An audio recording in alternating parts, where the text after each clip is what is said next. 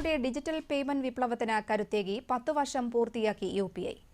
ഇന്ത്യയുടെ ഡിജിറ്റൽ രംഗത്ത് വിപ്ലവകരമായ മാറ്റങ്ങൾ സൃഷ്ടിച്ച UPI ഓരോ ഭാരതീയനും അഭിമാനിക്കാവുന്ന നേട്ടമാണെന്ന് പ്രധാനമന്ത്രി നരേന്ദ്രമോദി ആശംസിച്ചു. ഇന്ത്യയുടെ ഡിജിറ്റൽ പേയ്മെന്റ് യാത്രയിലെ പ്രധാന വഴിത്തിരിവായിരുന്നു UPIയുടെ തുടക്കമെന്ന് എക്സിൽ പങ്കുവച്ച സന്ദേശത്തിൽ പ്രധാനമന്ത്രി വ്യക്തമാക്കി. UPI ഉപയോഗിച്ചുള്ള സ്വന്തം അനുഭവങ്ങളും അത് ജീവിതത്തിൽ വരുത്തിയ മാറ്റങ്ങളും പങ്കുവയ്ക്കാൻ അദ്ദേഹം ജനങ്ങളോട് അഭ്യർത്ഥിച്ചു.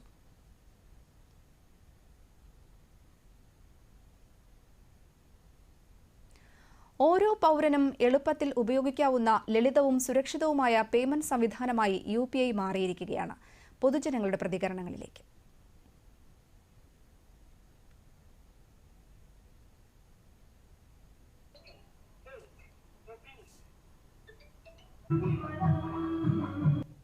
ഈ പേടിഎം വന്ന സമയത്ത് നമുക്ക് അല്പം പേടിയുണ്ടായിരുന്നു. ഇതിൻ്റെ പേയ്മെൻറ്റ് ഞങ്ങളുടെ അക്കൗണ്ടിൽ കറക്റ്റായിട്ട് വരുമോ, അല്ലെങ്കിൽ വരുന്ന ആൾക്കാർ വെറുതെ നമ്മളെ പറ്റിക്കപ്പെടുമോ എന്നുള്ളൊരു ഡൗട്ട് ഉണ്ടായിരുന്നു. പക്ഷേ നമ്മുടെ എക്സ്പീരിയൻസ് വെച്ച് നമുക്ക് അങ്ങനെ ഒരു ചീറ്റിംഗ് ഇതില്ല.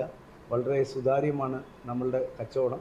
പേടിഎം വന്നതിന് ശേഷം നമുക്കും കസ്റ്റമേഴ്സിനും വളരെ സന്തോഷവും തർക്കമില്ലാതെയും ബിസിനസ് നന്നായി പോകുന്നുണ്ട്. മുന്നിൽ സാധനം മേടിക്കാൻ വരുമ്പോൾ ചില്ലറയില്ല എന്ന് പറയുമ്പോൾ രണ്ട് ഭാഗക്കാർക്കും ചെറിയ വിഷമം ഉണ്ടാവാറുണ്ട്. പേടിഎം വന്നതിന് ശേഷം നമുക്ക് ട്രാൻസാക്ഷൻസൊക്കെ വളരെ ഈസി ആയിട്ടുണ്ട്.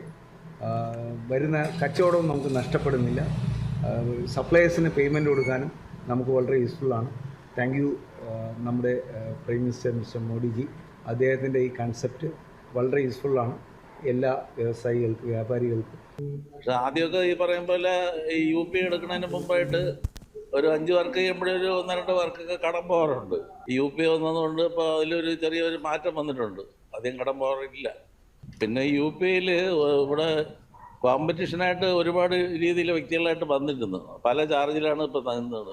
അത് 250 രൂപ, പിന്നെ അത് 225 ആയി, പിന്നെ ഒരു 150 ആയി, പിന്നെ 125 ആയി. ഇങ്ങനെ കോമ്പറ്റീഷൻ വന്നപ്പോൾ ആദ്യം ഒരു ഭയം ഉണ്ടായിരുന്നു. അപ്പോൾ സൈഡ് വഴി ചെറുതായിട്ട് അവർ ചില്ലറയായിട്ട് എടുക്കുന്നുണ്ട്. അപ്പോൾ അതിനൊരു തീരുമാനം ഉണ്ടാക്കണം.